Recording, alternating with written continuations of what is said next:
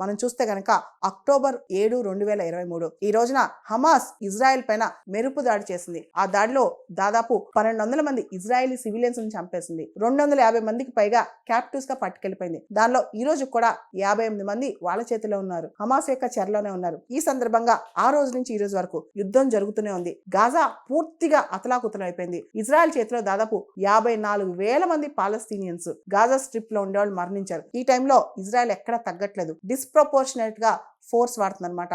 ఆహారం గానీ, నీళ్లు గానీ, మెడికల్ ఎయిడ్ గానీ ఏది కూడా గాజాకి అందకుండా చేస్తుంది. ఇంటర్నేషనల్ క్రిమినల్ కోర్టులో బెంజమిన్ నెతన్యాహు పైన, పాత డిఫెన్స్ మినిస్టర్ పైన అరెస్ట్ వారెంట్ ఉంది. అదేవిధంగా ఇంటర్నేషనల్ కోర్ట్ ఆఫ్ జస్టిస్ లో ఇజ్రాయెల్ పైన జీనోసైడ్ కేసులు కూడా ఉన్నాయి.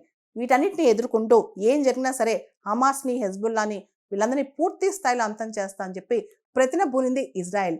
ఈ సందర్భంగా Israel prime minister Benjamin Netanyahu Israel పార్లమెంట్లో మాట్లాడుతూ చివరికి అంటే గాజాను పూర్తిగా నాశనం చేసేదాకా వదలమని చెప్పేస్తారు. ఇంకో పక్క అమెరికా కూడా ఇజ్రాయెల్ ఇంత డిస్ప్రపోర్షనేట్ ఫోర్స్ని యూజ్ చేయడం అమెరికా కూడా నచ్చట్లేదు అనమాట.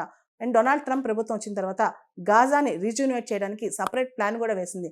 అయినా ఇప్పుడు ఇజ్రాయెల్ మాత్రం అస్సలు ఎక్కడా తగ్గట్లేదు. ఇజ్రాయెల్ హమాస్ మధ్య యుద్ధానికి కారణాలేంటో పక్కన పెడితే చిన్నపిల్లలు, అమాయకులైన ప్రజలు విపరీతంగా ప్రాణాలు కోల్పోతున్నారు, విపరీతంగా వాళ్ళ అవయవాలు కూడా కోల్పోతున్నారు అనమాట. ఈ సందర్భంగా యుద్ధాన్ని ఖచ్చితంగా ఇంటర్నేషనల్ కమ్యూనిటీ ఆపాల్సిందే.